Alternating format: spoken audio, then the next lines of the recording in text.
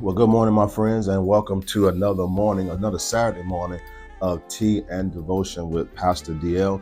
And I'm excited to come to you today and share the word that I've been studying and looking at. I was inspired by when I looked at it on last week, and I want to share it with you on today. The devotion is going to come from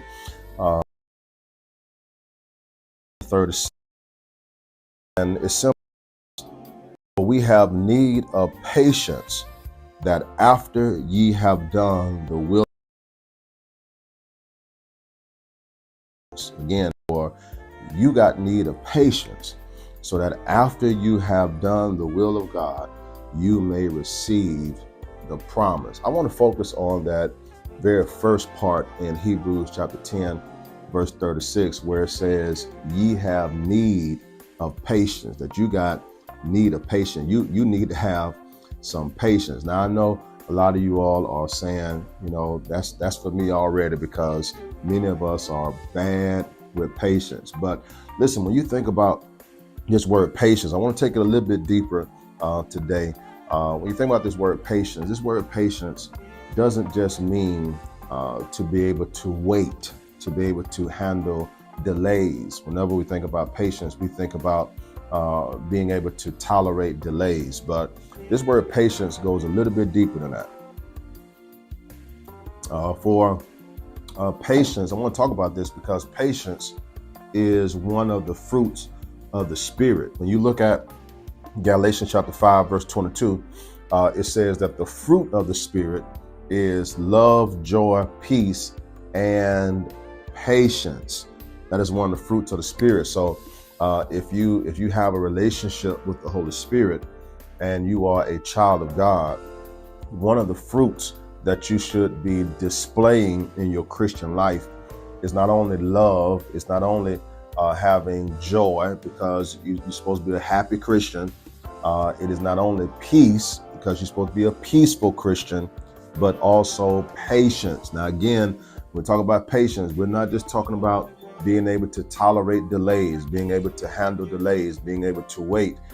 This word patience comes from the Greek word hypomone, and it means endurance, it means perseverance, and it can be translated just a simple word, patience. But I want you to focus more on those first two words, endurance and perseverance, because this is more where this term patience, that's translated patience, but it's really the Greek word hypomone.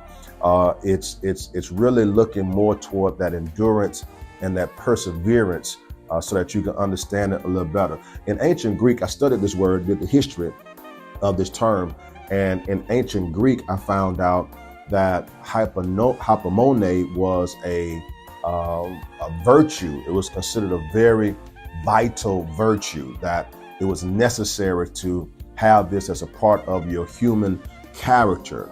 Hypomone, it was in ancient Greek, it was a virtue that was strongly taught and strongly encouraged for people to cultivate and to exercise, so that they can navigate life challenges and achieve long-term goals, not short-term goals, but to be able to achieve long-term goals. They taught that if you're going to be a successful human being, you got to cultivate this virtue, hypomone, that's translated in the Bible, patience, that you got to exercise this, you got to cultivate this if you are going to be able to achieve your long-term goals. And when we think about long-term goals, things that it takes us a while to accomplish, things like graduating from college, getting a doctor's degree, losing a significant amount of weight, getting out of debt. There are a lot of long-term goals that we can think of in our applicable lives that we can relate to, that will need hypomone, that will need this level of endurance and perseverance. I also looked and saw that one of the great philosophers, Aristotle, that he talked a lot about this Greek term hypomone, that he discussed this a lot, and he discussed the importance of us having this virtue for human flourishing. That if we're going to flourish, if we're going to succeed, if we're going to prosper, really thrive as human beings. Aristotle wrote and he taught that we've got to be able to cultivate this virtue, hypomone, that we got to be able to overcome obstacles and overcome difficulties to achieve our goals in life, even in the face of adversity. So this is a very vital characteristic that was taught in ancient, Greek, in philosophy, and right here in the Bible, it talks about in Hebrews chapter 10, verse 36. After we've already looked at it's a fruit of the Spirit, it talks about right here, the writer says, you have need of patience, that you have need of this virtue, hypomone, that you need this. This is a necessity. The Greek for need means of necessity. It is a requirement. Now, the Bible is talking about here in Hebrews 10 and 36 to receive the promise of God.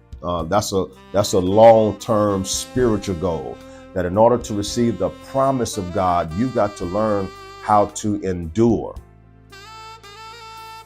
You got to learn how to persevere. You got to learn how to stand under difficulties and adversities. And you know that on your way towards your long-term goals, because again, we're talking about long-term goals, we're not talking about short-term goals, because, the average person, even the below average person, can endure, difficulties to achieve a very short-term goal. But when we're talking about long-term goals, things that it will take you years to accomplish. I told you, graduating with a doctoral degree, losing a significant amount of weight, getting out of debt, things of that nature, long-term goals that you will run into a lot of adversity, a lot of setbacks, a lot of difficulties along that path before you actually reach that goal. And it's no different when you're talking about receiving the promises of God. God's promises don't happen overnight. I just talked about this in Bible study, that even when you get, and if you haven't watched that Bible study, go back and watch my last Bible study where I talked about how God is a God of release, that even when you get into position, even when you do those 4 things that I talked about, when you get in place, when you practice praying, when you connect with the right people, that, even when you do all the things, that the release that God has promised is still not going to happen overnight. It's not going to happen suddenly. It can happen suddenly, but we have to learn how to be patient. I talked about that in that Bible study, that Jesus said you got to wait for the promise. So there has to be some patience that needs to happen. But even when you do that, there's still going to be some setbacks, and you're going to have to endure for that promise to happen. So the writer says, if you're going to receive the promise of God, it is a requirement, it is a necessity that you have hypomone. Now, I want to talk about cultivating this, because in Greek, ancient Greek literature and philosophy, it talks about cultivating this virtue. You have to cultivate hypomone. You got to cultivate what's translated patience in the Bible. It has to be cultivated. It's not something that just happens, even though it's a fruit of the Spirit. Fruits just don't grow healthy on trees. They have to be cultivated. The branch, the bush, the tree, it has to be cultivated. And this involves developing mental toughness. It involves developing spiritual toughness, and it involves developing emotional toughness to go through the challenges and to achieve that long-term goal that we're talking about. I want to make mention how Abraham was made a promise of God, and the release that God had for him. He wanted it to happen overnight, and God didn't give it to him. I want to say until 25 years after he promised it. And I said in that Bible study just on Wednesday, you can tell how much you trust God by how long you're willing to wait on God. And Abraham didn't trust God a whole lot, because when it didn't happen fast as he wanted to happen, he started to get into the way to make it happen for himself. And that's not hypomone.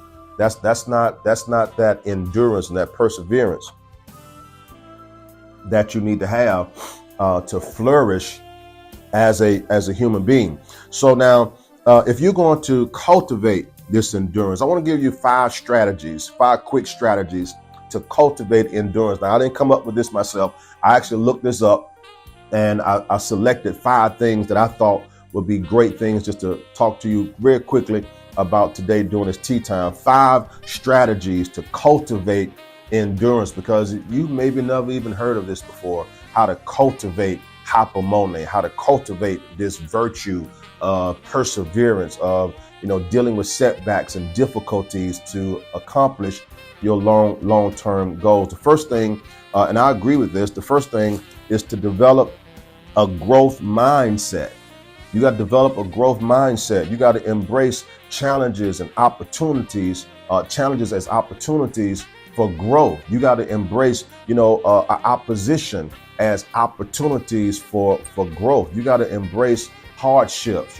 This is an opportunity to make me better, to make me stronger than what I already am. It's just like going to the gym, lifting weights. Sometimes the weights that you're lifting are heavy, but you got to embrace the heaviness of that weight, because the more difficulty you lift with, the more resistance you lift with, the stronger it's going to make you. And so you got to have a growth mindset. A growth mindset says that I'm going to accept the difficulties and the challenges that I'm facing as growing opportunities. So you got to want to grow. You can't grow when everything is easy.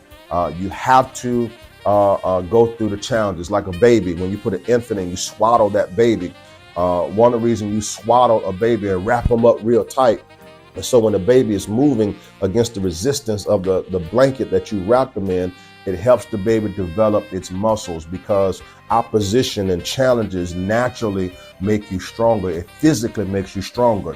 And so if it physically makes you stronger, then it also spiritually, mentally, and emotionally makes you stronger as well. The second way to cultivate this hypomone, this endurance, this perseverance, you got to practice self-compassion. That means don't be a tyrant to yourself. I tell this to people all the time. Stop being a tyrant to yourself. When you fail and when things get hard and things get difficult, learn to give yourself some grace. All right. Learn to have some tolerance with yourself. Learn to encourage yourself and be kind to yourself, even when you find yourself struggling in the face of adversity and not performing as well that you would like to perform, or that you strategize to perform, or when you're not where you thought you were going to be at the age of 35 or at the age of 48. You thought you would have been further. Give yourself some grace and be more compassionate with yourself. The third strategy to cultivating endurance is to build a network of support. You got to have people that you can call on, mentors, friends, spiritual leaders, Christian friends that you can call on, who can pray for you, who can encourage you, who can speak positive words of affirmation into you when you can't be like David and encourage yourself. You got to have a network of people that you can rely on, who can give you some encouraging words that will help keep you motivated and encouraged on your way to your long-term goals. The fourth way to cultivate endurance is to develop some coping strategies. When you are stressed, when you have anxiety, when you are frustrated, when you are angry, when you are mad, and all these other negative emotions, how do you cope with it?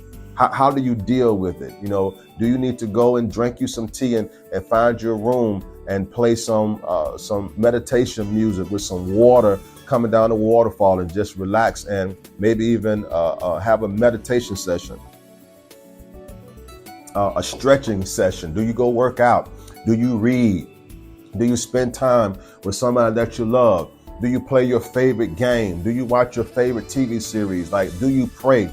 Do you get into your word? Do you pull up a sermon that Pastor D.L.Williams has preached that really encouraged you, that can get you through. Like, you got to have some coping strategies. There's some sermons that I preach that are very encouraging. You need to have those sermons on deck, even though that sermon may not, have been relevant to you at that time because you weren't in a storm or you weren't in a difficult place. Put that sermon on deck so that when you are in a difficult place, that can be one of your coping strategies. Go for a walk, whatever it is. You got to have the thing. You got to, Socrates, another great philosophy, said, know yourself, right? So you got to know yourself enough to know what are the things that help you cope with the negative emotions that you deal with. The last cultivating strategy for endurance I want to give you is to simply stay flexible. All right, guys, in life, things happen. You're going to run into setbacks. You're going to run into adversity. You're going to run into opposition. You're going to run into oppositional people. It's a host of different things that you can encounter that will make your journey to your long-term goal difficult. I mean, even things that are way out of your control, like a global pandemic, like we just experienced a couple of years ago. There are a plethora of things that can happen to set you back and to make things difficult for you. You got to be adaptive. You got to be flexible. You got to change your plans. Be willing to change your plans sometime. Be willing to adjust your timeline. Be willing to change your strategy. Don't put yourself in the box. Don't let this be the end all to what you're trying to do. And this is the only way that I can do it. This is the only strategy. This is the only timeline. No, be flexible, be adaptive, and that will help you to cultivate more endurance. So if you do this in your practical life and do this in your spiritual life, the Hebrew writer says, if you get this patient, if you get this hypomone, that after you have done the will of God, you will receive the promise. Let me pray for you, Father. We thank you for this tea time and this word that we have been able to hear on today, Father. I pray that the words that I have shared with your people, God, resonated with them in such a way that they would take it and make it an applicable part of their lives. I pray for those who are struggling with adversity and difficulty now. I pray, God, that you would take these strategies that I have provided them on today and that you would implant them into their spirits and their souls, that they can use them to become stronger mentally, stronger emotionally, and stronger spiritually. God, we know that you are a God of release, and that there's some promises that you want to release into our lives. Help us, God, to persevere in the time of spiritual warfare and in the time of just staleness, when things are not moving like we want them to move and things are not happening the way we want them to happen. God, give us the steadfastness to continue on with our goals and our strategies, and even to adapt our strategies so that when we have finished doing the will of God, that we can receive the promise, the goals, and the dreams that we have even set for ourselves and that you desire for us to have. It in Jesus' name that I pray. Amen. All right, my friends, bless you. I got to run. I got something else I got to get to, but I hope that you were blessed today on today's tea time. Make sure if you're local to join me on Sunday for our Sunday morning worship experience. If